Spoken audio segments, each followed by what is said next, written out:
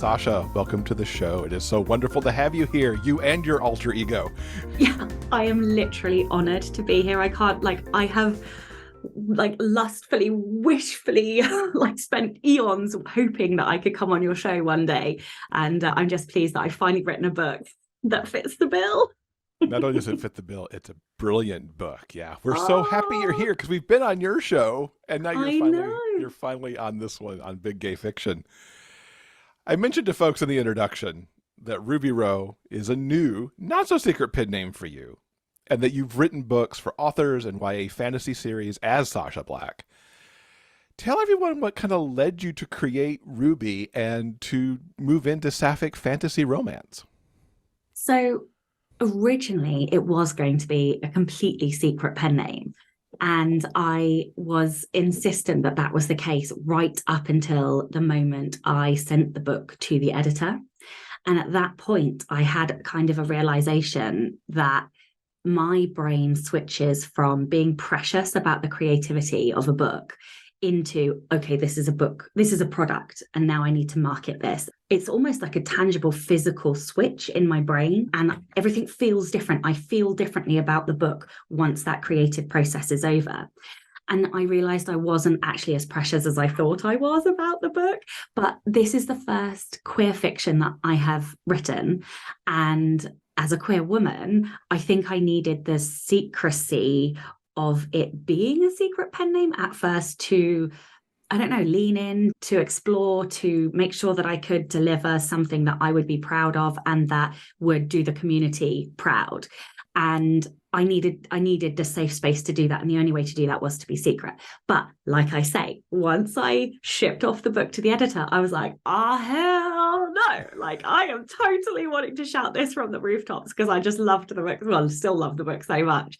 The other reason for having a pen name is purely because the other stuff is a completely different genre. And so in order to massage the algorithms and to keep audiences not separate as there has been crossover, but for the purposes of the stores and the algorithms to keep the audiences separate, that was the other reason for having a pen name.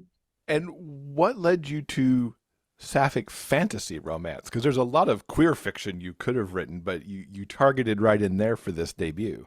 Yeah, so it was really interesting because I actually started by writing young adult queer fiction. So I have a completed manuscript that I haven't published yet and I haven't done anything with. So I actually wrote that book first and it's still sat waiting to be queried or published as an indie. And so this whole journey started by me reading young adult sapphic fiction. And I read and I read and I read. And I realized that something was missing for me. And I think it's because as young adult, it's not a genre, but just for the sake of ease, as young adult as a genre has matured, we are seeing a proliferation of difference in young adult and more extreme things on the page, more explicitness, more openness. Like teenagers have sex, okay? We all know this. Yet 10 years ago, that wasn't on the page and wasn't in the books. And my frustration is that most of young adult sapphic books are clean and sweet. And so you've got straight teens able to access fiction with appropriate sex on the page. And we don't have that for young adults. And so that's what started me writing sapphic young adult books. And I will continue to do that. But in doing that, I also realized that I actually really, really like smut, if I'm perfectly honest. And I started reading more adult books. And then I fell into spicy, steamy, BDSM, erotica, all of those. And I was just like, OMG, what is this? This has been missing from my whole life. And I have always been a fantasy writer. I think I will always stay more or less on the fantasy side. And when I was doing market research, I was like, wow, there are really not many fantasy books. And on the one hand, I knew going into this, that was a danger zone because either there are no sapphic fantasy books because there's no market, or the market is underserved. And you can't really know until you start trying to push material into that market, whether or not, I mean, there are some ways to look at, I spoke to Alex Newton from K-Lytics, which is an analytical market reports that he does. And the thing was, most popular full-time sapphic romance authors write contemporary. So this was a very, very big risk for me to do this, but also I bloody love fantasy. And I was reading a lot of fantasy romance that was straight and was like, I just want lesbians banging in a fantasy world. So I had to do it. This is what we do as authors, right? We write the books that we want to read. And so that's what happened. I noticed that there was a hole in the market and I plan to deliver and fill it. You'll just make that whole like subgenre maybe come to life finally in the sapphic realm. Yeah. I do want to call out for folks, especially for authors in our audience, that if they want to know more about creating this new pen name and the research that you did, because you went all out, there's a fantastic bonus episode of your Rebel Author podcast from February 12th, 2023 called Lessons Learned from Starting a New Pen Name. Will and I loved that episode because it was just so chock full. So, authors out there, or if any of, the readers just want to know some behind the scenes of the thoughts that go into this stuff, that episode has so much good information in it. Yeah, I promised everybody I would do that. And so I just poured every single detail. And I was like, people are either going to hate this or they're going to love this, because it was just like 80 minutes of like information after information after information. But thank you so much. That took a while to produce. Well, I don't doubt it, because it really goes into everything from deciding to create the new pen name to the research that you did to figure out how to position this book. And even, was it going to be fantasy forward or romance forward? So much good stuff in there. And honestly, some readers may just kind of, geek out learning a little bit of that on the side too. Yeah, 100%. How did you settle on the name Ruby Rowe? Okay, so just like creating this whole pen name, it was a tactical choice. Ruby, look, I don't know why, but Ruby is a name that I see in the like sapphic sphere all of the time. Ruby Rose, or I think it's Ruby Rose. Is it Ruby Rose? Yeah, the Australian actress, model, whatever. There was an example, lots of characters. And funnily enough, Quinn is another name and Quinn is one of the characters in the book, is another name that I see constantly in sapphic fiction. I cannot tell you why. I love alliteration, so I always knew it was going to be an alliterated name. My stepfather, his surname is Rowe. And for about 3 years, he has been pressuring me into writing romance, because he's like, sex sells, you need to write where the money is, blah, blah, blah. And so it ended up being a bit of a nod to him, because he really, really pushed hard for me to do it. And then I was like, okay, I will do it if I can steal your name. And he was like, okay, I think that's a fair deal. So yeah, I took his surname, and yeah, Ruby just felt like the one that fitted. I'm really funny about names. Like I have to like the way they sound in my mouth. And yeah, I think Ruby Rowe is just chef's kiss. The alliteration definitely helps, right? To just make it roll off the tongue well. So has your stepfather read the book? I really hope not. He pushes you to sell, so I had to ask if he's like now read what his last name is attached to.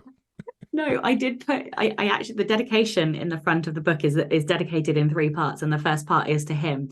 And I literally put like, "P.S. Please don't read this book." I'm just like, this book is filthy. You cannot read it. He could just skip those parts and just pay attention to the heist.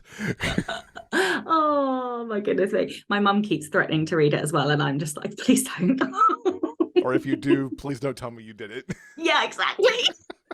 So let's talk about a game of hearts and heists. Enemies to lovers, a terrific heist going on, so there's some romantic suspense elements. What are readers going to find in the story of Scarlett and Quinn? Okay, so this whole series is an homage to angry women and to like female rage and empowerment.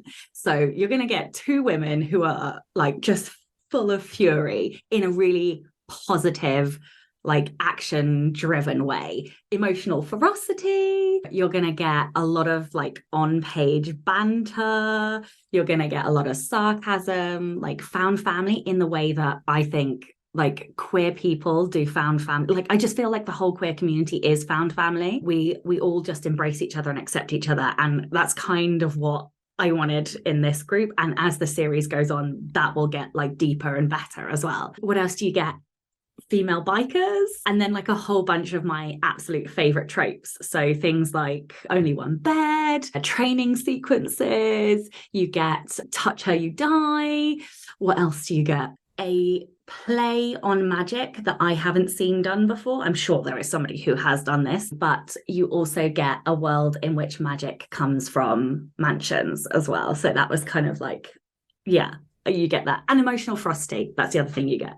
The magic is interesting because of how it seems to work, but then also the knowledge that at least within this book, it's also not working quite like it's supposed to because of how the kingdom's been torn apart.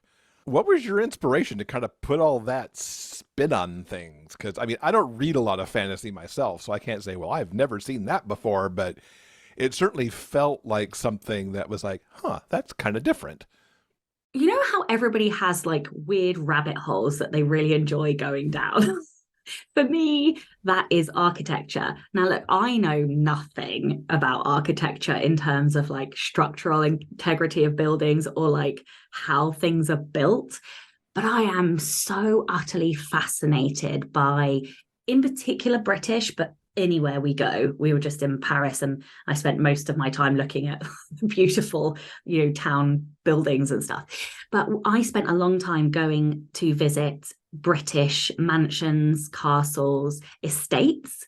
And I literally dragged my son and my wife around all of these places, and also some derelict locations as well. And so the magic seed, I always knew that I wanted the magic to come from the castles and the buildings, and for the buildings to hold the power almost as if they were alive and like had personality. And as we go through the series, they will become more and more sort of personality driven. And so that was the seed for the world. And then in terms of the fact that the world is torn in two, I had fallen down a rabbit hole again on YouTube, info all of the time, just watching random things, or like Atlas Obscura is catnip for me. But I was looking at the Berlin Wall, and there was some devastating stories and, documentaries on that. And I had been watching that and I was like, oh, what would it be like if that was in a fantasy world, and where buildings and magic, it comes from the architecture? What happens if you tear an integral map and it tears the world? And so that was kind of where it came from. And it was just one of those rabbit holes. Like, authors absorb everything, all of the little bits that we see and stories that we hear. And yeah, that is where it came from. That is so cool. Like, I know some of your architecture stuff, especially around light poles, yes, street lamps. Oh my goodness, yes. But to know that it goes far beyond that, I love that story. There are like no depths to the how deep I will go into these rabbit holes. It's unbelievable. So, going down more rabbit holes, which ones did you go down to find Scarlett and Quinn? Because these women are probably more alike than they wish they were, but then also, of course, radically different in so many ways as well. They were really just fascinating to watch come alive on the page, and learning kind of what all their little pain points were. So I use a bit of a like mosaic of tools and resources for creating characters. The first thing I do is find a visual. I'm extremely visual as a person, and I can't write about somebody if I can't see what they look like. And so I go down a Pinterest rabbit hole, spending hours like looking for either real, and it can be a real model, a person, or it can be like a caricature or manga or whatever. It doesn't really matter. But when I land upon something, I'm like, oh, that's who they are. So I always start there. This time I've done something slightly differently. So I used Clifton Strengths, and I don't know if like listeners will know about Clifton Strengths, but it's basically a personality profiling metric tool that people use to succeed and help you change your working processes in order to work better with your natural skills. And so I literally gave them strengths because this is how I understand the world now. And so I gave each of them strengths, and having studied Clifton's strengths and the psychology behind it and where people's strengths are, and also how your strength can become your weakness, and looking at what some of the flaws or blind spots are for people when they have these strengths, that really helped me to understand like who these women were and what would create friction for them.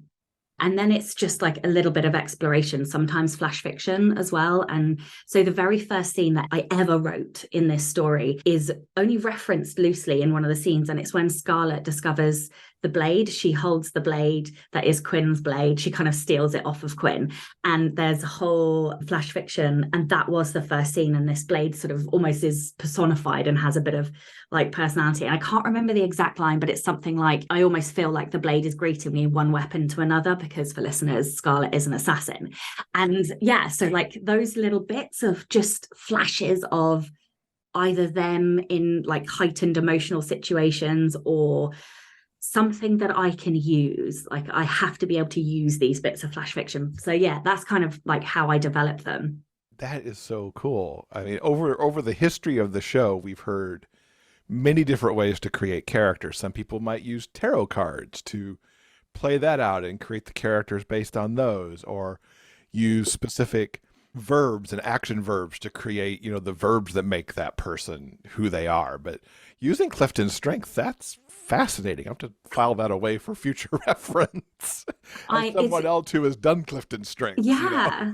Yeah. It's the first time I've done it. I didn't used to do this, but I think because I've spent the last 2 or 3 years now studying Clifton strengths, I literally, like, if somebody comes into my life and they're going to be in my life for a while, I make them take the test. So I've got a boot camp instructor, and I literally make them take the Clifton strengths because I see them 5 times a week. I was like, I cannot be in your class and not know what your strengths are.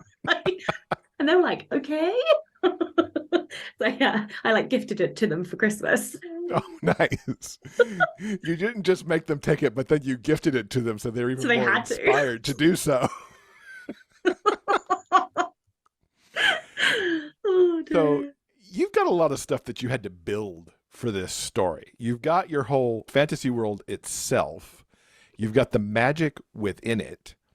You have an intricate heist. So many twists and turns played on that heist. I know I was messaging you occasionally going, oh my God, you just did this thing. What is going on? How did you sort all that? Are you one of the plotters, or are you a pantser? Are you in the middle? Because there's a lot to keep track here with everything. Yeah, I would say I'm in the middle. So I need a skeleton. I need to know, or like a map maybe is the best way to describe it. So I have to have a couple of post-it notes per chapter, but that's about it. The other thing that I do is I visualize the night before. So I start writing book 2 tomorrow. Before I go to sleep, I will look at my post-it notes. And the last thing I do is I think about and I try and visualize the scenes that I'm going to write the next day. So I can't go in with nothing. But the other thing that happens to me is that usually the best twists I don't always see coming. So what I did know going into this is the romance. We know a true romance has a HEA, happy ever after. So I knew the ending. I knew the journey that they were going on. The side characters, I did not. So there's a couple of twists with 2 different side characters, and I didn't know either of those things before I started. And in my opinion, they're almost some of the best twists. So what I had to do was, as I wrote, I came up with a twist. I would write the twist in wherever I was in the book. And then I would kind of make like editorial notes to myself to go back later. But I have to get to the end. So I just write on as if everything is fixed already. And then I go back and I seed things. So this book is one of those books that's really good to go back and read a second time, because you will then see where I've seeded it, because every single twist is seeded. You just, like, in the first read, you don't necessarily know. I mean, authors often pick these things up because this is what we do. We're trained to see foreshadowing. But if, as a reader, if you reread, this is a fun one to go back to because there are subtle clues as to what's going to happen. Yeah, the seeding work is really good. I think I caught most of them, but some of them were like, whoa. And then I think about going, oh, yeah, that. Okay. Because you kept them going too, because even when you're like into like the final few chapters and things are really on a, you would feel on a wrap up, they're still like, surprise. Yeah. This actually is a thing. Yeah, exactly. Yeah. And also because, because I'm writing episodic standalones and each book is a complete story, I wanted enough that there are reasons to read on, because it's not, you will be able to read any of these books in any order. So yeah, that was an intentional choice. The side characters you have are so amazing. I mean, Scarlett and Quinn obviously lead the show, but this found family that you have around them that we get to meet as we go, and that they have to go, this is not a heist that one or two people pull off. This is a team effort to get it done. What was it like coming up with them? Because obviously you're going to have to use them going forward. So you had to create them interesting enough that you'd want to write the rest of the books too. Yeah, so I kind of created them in levels. So each book in the series will be from a different side character's point of view. So my intention was to have whoever the next main character would be, they would be like the biggest side character. And then the other side characters don't get quite as much page time. But I had to know enough about them that there would be the intrigue there. So when I write book 2, the next side character that will be the main character in book 3 will be the biggest side character. And so Scarlett and Quinn will be slightly reduced because they've already had their book, but book 3 character will be the next biggest side character. And so, that has played out well and also not so well. So some people have had an issue with that, and some people have gone, oh my goodness me, these side characters are amazing. And I'm like, because I love them. But yeah, it's picking enough nuance and quirk for them to feel interesting without allowing them to take over the page or the story, because it's not their book and they will get a book.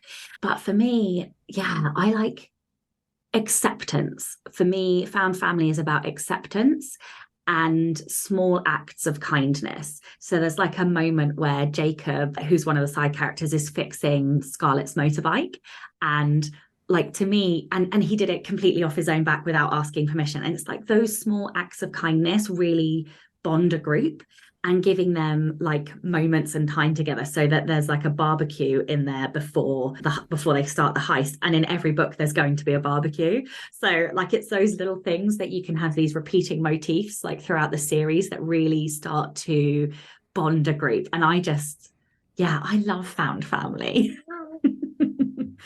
I love those things like the barbecue that give everybody a moment to breathe too before the next, either after or before, or sometimes between the two things that they're having to deal with. And the barbecue was so just, okay. Yeah. Get to have a moment. We get to chill out for a second. And even Scarlett and Quinn are kind of doing okay with the chill out, even though they kind of want to kill each other for a while. Yeah. 100%. Let's talk about smut a little bit. Okay. This is your first time to really put smut on a page, and Scarlett and Quinn are together a lot. Yeah. Because they would just as soon kill each other as fuck each other. So 1000%. What was it like putting all that together for you for the first time and finding the balance that all authors have to do between making the sexy bits drive the story forward at the same time as having them there in the first place? It was like coming home. It was like an awakening. It was like realizing that this was the thing that I was supposed to be writing. Like, I fucking love writing the sex scenes. That is by far and away my favorite thing to do. I studied hard. I would say I read a lot of books in preparation to kind of work out where I sat, like how far along the explicitness line did I want to be. And so that was really important to me because I didn't want to yet get put in the erotica dungeon or anything like that. But also I didn't want clean and sweet. I wanted there to be explicit steam. In terms of writing it, I just would constantly ask myself, what is the most fun thing I can do next? What is the most like, fun position they can be in, or the most fun location? Or the other thing is that for me, and this was a real realization for me, is that romance is a competition, or at least that's how I frame it in my brain. As somebody who's extremely competitive, it makes sense in my brain that romance is a competition, in that it's a race to see like who says I love you first, or who can win the heart of the other person first.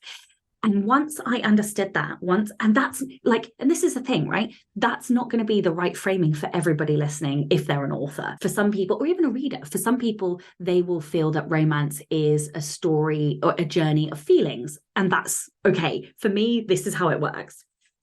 So that was how I framed it. Every single interaction was a competition. Who would buckle first? Who would kiss first? Who would say the best bantery line first? And it was always about taking it one level further, one step up, and ensuring that each of the characters had their moments to win and to lose, and to like give in to the lust that like just controls them. Let's be honest. And so yeah, like it was that framing moment that made it easier for me to do. And the competition works so well for them because this is enemies to lovers. I mean, they really want to best each other constantly. I can't wait to see, now that they're in their HEA, how they play with each other in the background through the rest of the books. Like, yeah. Because I can't ever see them being just all like heart eyes and Nope. I've written a bonus epilogue, kind of like a steamy scene where you get to see them like one chapter from each character's point of view, and it's still full of banter. So yeah, don't worry. Like it will just be one of those relationships. I think, everybody has a different type of relationship, and these two will always banter and bicker with each other. That's just who they are. What's a favorite scene of yours from Heists and Heists, if you can give it without giving spoilers away at the same time? Okay, so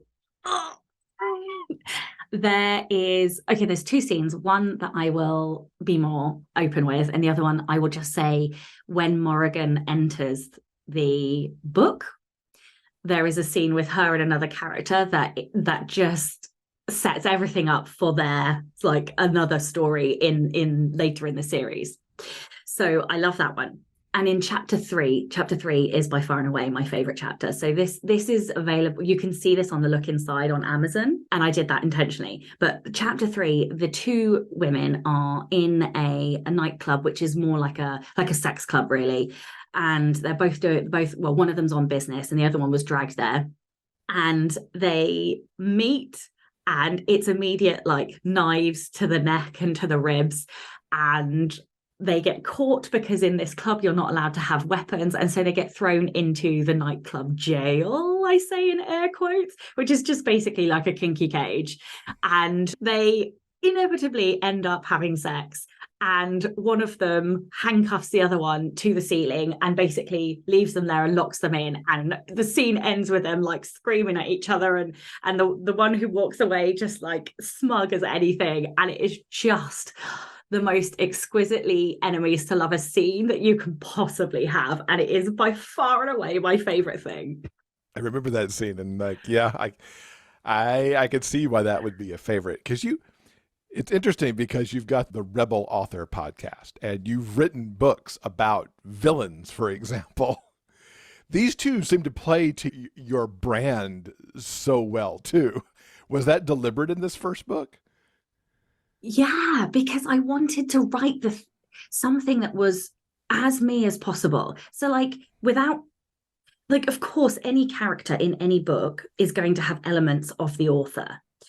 but I wanted to write the most fun thing I could, which inevitably meant the most me thing I could, which is why it is packed full of morally grey characters and competition and feisty sarcasm and swearing and sex, like at the end of the day. So yes, like it was intentional. I wanted characters who did bad things, but you still loved them anyway, because she is an assassin and she does assassinate people, and like not always with any kind of moral inhibition about it, right? So like she is definitely a morally grey character, but still you can't help but like her anyway. And I really like when an author does that to me and I'm like, oh, but I shouldn't like this character. Oh, but I really do. So it's just about having fun there. You really threaded the needle really well there, because like I don't always connect to enemies to lovers, because sometimes the enemies are so much enemies, or so much like, yeah, I get why they don't like you that much, that it's hard for me to like them. But something about Scarlet and Quinn, in very short order, because I don't suffer books that I don't like typically, I was invested, and I'm like, okay, you're living in a place where it's hard maybe to be nice and kind and all those things I typically look for in a book, but you're navigating it in a way that still makes me like you, understand your choices, and yeah, I'm in it for you to get this HEA. I think a lot of that comes down to characters who do bad things for the right reasons, or the right reasons in their head. And when they believe fully that they are doing the right thing, quite often that makes us like them more. And I think the other thing about enemies to lovers is that you have to show the juxtaposition and the conflict that they experience. So in their heads, they're like, I hate this person. I'm supposed to hate this person, but their bodies lie to them. Their bodies are traitors. And then you give the reader that visceral experience of like their body wanting nothing more than to have the other person's body. And the other thing that I think is really important is consent. And I was extremely careful to make sure that, without being like, oh, can we have sex now? You know, because that's not fun for anybody to read. I was extremely clear that despite the way they have sex, there is 100% consent there. And so that, like, there is nothing sexier to me than consent.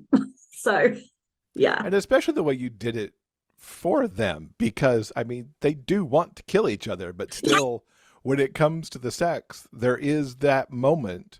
It works so well for the way that they are, but the consent is still there. Yeah. I mean, it's so important to me. And I know, look, I'm not kink shaming anybody. I know there are lots of like non-con or dub-con, and that's completely fine. But this is what I wanted to write, which is why it was important to me. So many good side characters lurk around here. What can you tease us about? Let's start with book 2, but then what's beyond that for the Girl Game series as well?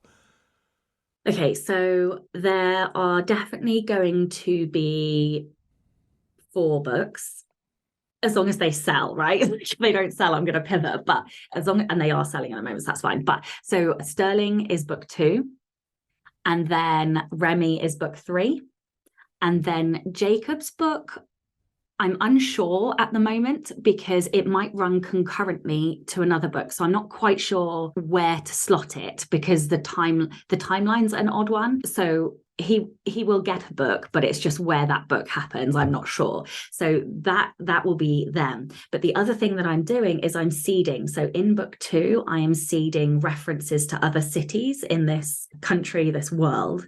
And that is so that there can be crossover characters. So I am intending on bringing in characters from a future series. So I'm thinking about a vampire series, I'm thinking about a fae series, and kind of seeding those little subtle notes in going forward. So yes, for now, I will continue on with these books. Book 2 is definitely Sterling's book.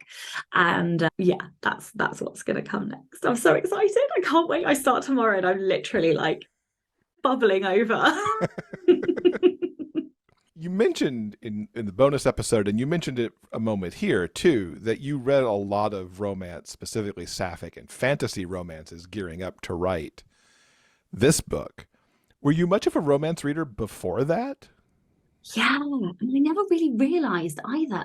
Like, it's been a real revelation to me that actually the thing I love more than anything else is romance. I don't know why I didn't see that. I used to read a lot of young adult. And so I was reading a lot of like contemporary young adult sapphic stuff in the run up to this. And then I read Queen Takes Rose by Katie Robert, which is BDSM. It's technically contemporary, but it's based on like the Disney villains. And so it's set in this contemporary world, but has this feel of fantasy about it. And it just, I'm like, I have devoured so many of her books now. Like, it is ridiculous. So I read that. Another one that I read and loved recently was House of Hunger by Alexis Henderson, which is a sapphic vampire type novel. My teenage years, the only two things that I would read, they're such in contradiction with each other, was like heavy crime or romance. Like, I remember reading Jane Green, who is like this contemporary, and Sophie Kinsella, she's still around, I think, the Shopaholic series, which are all these like women chick lit kind of romancy type stories. And that was like everything that I read as a teen. And then I don't know, I just stopped when I went to university. I just completely, I mean, you veer off into academic stuff and then I've sort of come back to it. But all of the like fantasy books that I've read, the ones I prefer, have romance in them. And even the first series that I wrote, the young adult series, was romantic fantasy. Now I look back at it with the education and the knowledge that I have now, it was romantic fantasy as opposed to fantasy romance. And I think the reason I did that is because I wasn't letting myself write the thing that I should be writing. I was trying to deliver what I thought I should be writing or what I thought society wanted me to write or some nonsense like that. But over the last, I would say 18 months to 2 years, I've just had this complete awakening about, you know, finding myself, finding queer fiction, finding all the things that give me joy and allowing myself those things. And so, yeah, now I'm allowing myself to both read and write as much romance as possible. So, how was the experience? I mean, let's strip away the fantasy element and the heist. How was it writing this romance and knowing you were writing the romance? It was the best thing I've ever done. Like, it was the most fun thing. I wrote this book in 16 sessions, like 3 weeks it took me to write this book because it was like all consuming. And I think the pace is kind of reflected. Like, it's a very fast paced book. And part of that is because I was just like churning through, and romance feels so easy to write for me, particularly because I want to fall in love as these characters fall in love. I am going through that experience with them. And it was freeing, like, especially because it's sapphic. Like, as a queer woman myself, I don't understand why I didn't write this before. But like, I didn't even really, as an author, we know these genres exist, but I didn't cognize it. Like, I didn't know it in a tangible sense until I started reading it. And for whatever reason, I hadn't been reading it up until about 18 months ago. And it was a eureka moment of, oh my goodness. And so writing it was like a gift to myself. Writing this romance felt like a gift. Yeah, that's the only way I can describe it. And fun. That is so awesome. I love that you're able to frame it that way. Are there other romance subgenres? You're in fantasy right now that you think you might want to take on. Can you see yourself like writing a contemporary or writing more paranormal or something like that? There's some paranormal, what you mentioned, obviously, the vampires and fae and things like that. Definitely paranormal, 100%. Vampire fiction is catnip. I've said catnip before, but literally there is no vampire book that I won't read. I've waited and I've held off because I wanted to be good enough to write a really good vampire story. So that will come. In terms of other genres, interestingly, I never thought that I would write like erotica or anything BDSM. But the more I read, the more I'm like, oh, I love this. Like, I really might do that as well. I don't know. Right now, I'm just enjoying writing spicy steam stuff, but that might be something that I do later. Whether or not I do it under this pen name or another one, I don't know. But yes, in terms of contemporary, I'm not sure. The young adult book that I've mentioned, which is called The Scent of Death, this is the lamppost book, that is contemporary with just like a hint of magical realism. That's probably about as contemporary as I'm going to get, I think. Yeah, I find it difficult to just write pure contemporary. You've written a lot of craft books to help other authors. Was there something you'd wished you learned in all of that work that you knew before you took on creating Ruby and taking yourself into this genre? Juxtapositions. I think I'm going to write a whole book about juxtapositions and the power of juxtapositions. And it's like, here's why. Story is a juxtaposition. The start of a book is usually the polar opposite to the ending. The end state or the end of the story is usually the opposite. The characters aren't together, and by the end, they're together. Then when you look at characters, heroes and villains, they're juxtapositions of each other. When you look at things like tropes, enemies to lovers, it's a juxtaposition. Some of the best marketing I see uses juxtapositions. So, for example, taglines. Adam Croft wrote a fantastic tagline. I think I'm going to butcher it now, but it's something like, could you murder your wife to save your child? Murder, save, juxtaposition. There is something psychologically innate in all of us that absolutely adores a juxtaposition. When you look at it at the sentence level and it heightens the imagery for the reader, they are, I think, the key to writing really successful books. And so for me, I wish I had written the book that I will write before I started. I mean, I did do some of that work in the book. Every time I write a craft book, I deepen my own knowledge and my own craft gets better. So I kind of wish I'd written that book before. Yeah. And now you've got a new craft book that you can, get ready to write.